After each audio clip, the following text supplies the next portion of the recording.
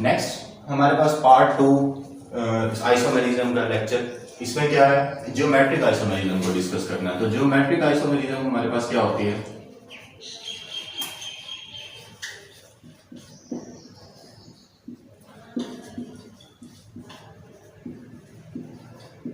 Means कि किसी भी हमने उसकी आइसोमेरिज्म के कंपाउंड की शेप को डिस्कस करना है, उसकी ज्योमेट्री को डिस्कस करना है। इसकी नेक्स्ट हमारे पास दो टाइप्स होती हैं। एक हमारे पास सिस ट्रांस आइसोमेरिज्म और नेक्स्ट हमारे पास होती है ऑप्टिकल आइसोमेरिज्म। तो हम वन बाय वन इन्हें डिस्कस करते हैं कि सिस ट्रांस हमारे पास आइसोमेरिज्म क्या चीज होती है।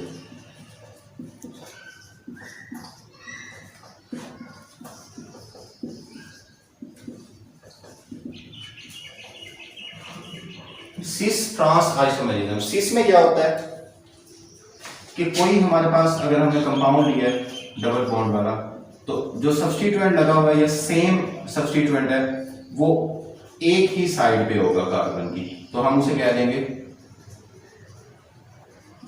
सिस, सिस टाइप, सिस आइसोमेरिज्म।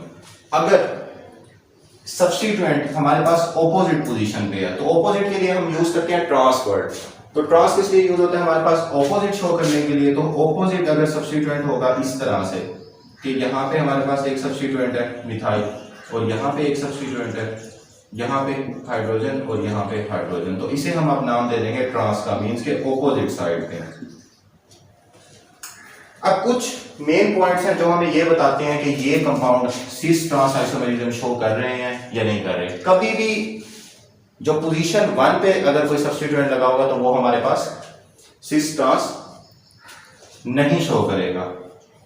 हमेशा 2 कंपाउंड वाला, 2 ब्यूटीन हो सकता है, इसके अलावा हमारे पास कंपाउंड हो सकते हैं, 2 एल्कीन्स हो सकते हैं जो शो करते हैं। 2 एल्कीन्स शो और 1 एल्कीन्स नहीं शो करते। अच्छा, और नेक्स्ट एक और तरीके से भी हम इन्हें पता चला सकते हैं कि अगर एक ही कार्बन के ऊपर दोनों सब्स्टिट्यूएंट जो लगे हुए हैं वो सेम टाइप के हैं तो क्या होगा, हमारे पास आइसोमेरिज्म नहीं शो होगा। किस तरह से, ये हमारे पास CH3 है, नेक्स्ट भी हमारे पास क्या आ जाता है यहाँ पे CH3, तो ये हमारे पास सिस ट्रांस आइसोमेरिज्म नहीं शो करेगा। किस तरह से शो करेगा, 2 डिफरेंट कार्बन के ऊपर डिफरेंट जो सेम सब्स्टिट्यूएंट है वो अटैच हो, लेकिन पोजीशन उनकी डिफरेंट हो सकती है, ऑपोजिट भी हो सकते हैं और सेम साइड पे भी हो सकते हैं। अब इसके कुछ मेन पॉइंट्स हैं हमारे पास दोनों को डिफरेंशिएट करने के सिस और ट्रांस के लिए।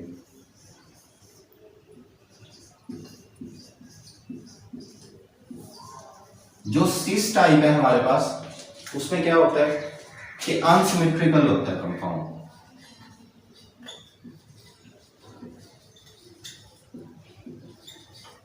और ट्रांस में क्या होता है सिमेट्रिकल। ये एमसीक्यूज में आ सकते हैं एमबीटीएस के।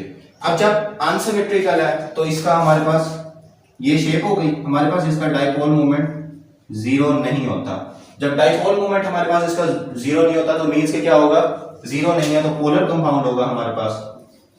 और अगर ये हमारे पास पोलर कंपाउंड है तो ये रिएक्टिव भी होगा,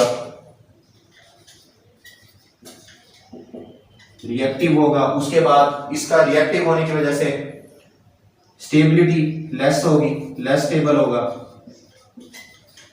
नेक्स्ट हमारे पास क्या पॉइंट आ सकता है इसका मेल्टिंग पॉइंट हमारे पास कम होगा, लो मेल्टिंग पॉइंट। वो क्यों होगा, क्योंकि अनसिमेट्रिकल है। जब अनसिमेट्रिकल है तो इसके अंदर स्पेसिस मौजूद होंगी तो मेल्टिंग पॉइंट जमेगा बड़ी मुश्किल से। जब स्पेसिस होंगी बीच में इकट्ठा एक बंच नहीं बना होगा हमारे पास तो हमें क्या होगा, मेल्टिंग पॉइंट इसका ज्यादा होगा और मेल्टिंग में मुश्किल होगी। बट इसका बॉइलिंग पॉइंट हमारे पास क्या होगा, ज्यादा।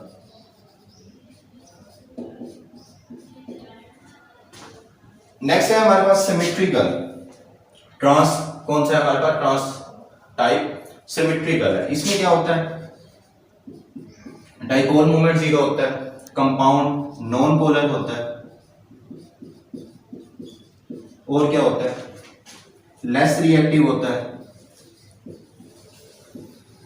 और स्टेबल होता है हमारे पास।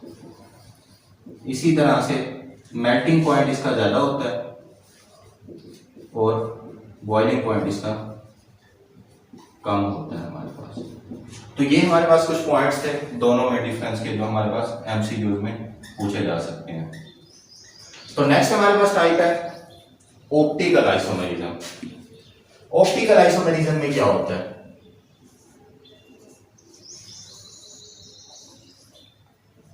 ऑप्टिकल आइसोमेरिज्म इसलिए शो की जाती है, ज्योमेट्री हमें क्या बता रही थी कि स्पेस में शेप डिस्कस करनी है कि स्पेस में किस तरह से अरेंजमेंट होती है। ऑप्टिकल में हमने 2-3 बातें याद रखनी है बस, जो एमडी कैट में पूछी जा सकती हैं। एक कायरल कार्बन के बारे में कि वो हमारे पास क्या होता है।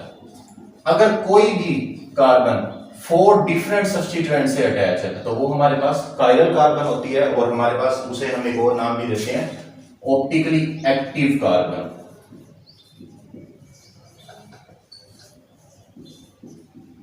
अब किस तरह से, फॉर एग्जांपल मैं यहां पे H लगा देता हूं, यहां पे R, यहां पे मेरे पास NH2 और ये हमारे पास CO2।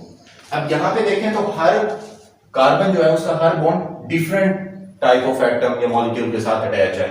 अच्छा, बट अगर इस जगह पे हटा के मैं CH3 लगा दूं और R की भी जगह पे CH3 लगा दूं, तो देखें ये 2 जगहों पे एक ही टाइप का मॉलिक्यूल आ गया। तो ये हमारे पास not a chiral carbon, chiral carbon नहीं होगा।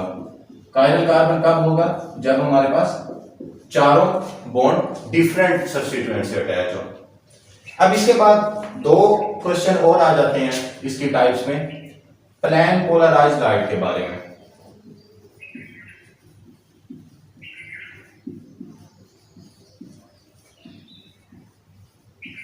दो टाइप्स है हमारे पास, एक डेक्स्ट्रो रोटेटरी है और एक लीवो रोटेटरी है।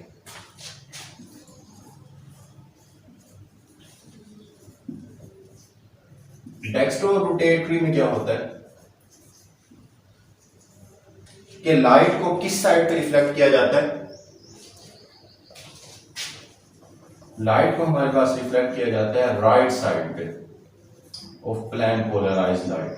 और कहां किया जाता है? क्लॉकवाइज डायरेक्शन में। और ये शो किससे करते हैं हम? इसे पॉजिटिव से। तो ये हमारे पास कुछ पॉइंट्स हैं जो डेक्स्ट्रो रोटेटरी के हैं। नेक्स्ट हमारे पास लेवो रोटेटरी है।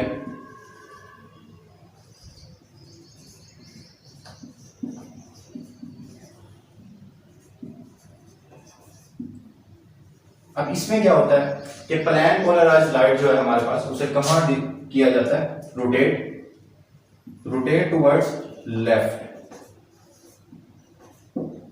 नेक्स्ट होगी प्लेन पोलराइज्ड लाइट कहां, किस साइड पे होगी? राइट साइड पे, क्लॉकवाइज डायरेक्शन होगी और हमारे पास पॉजिटिव में होगा।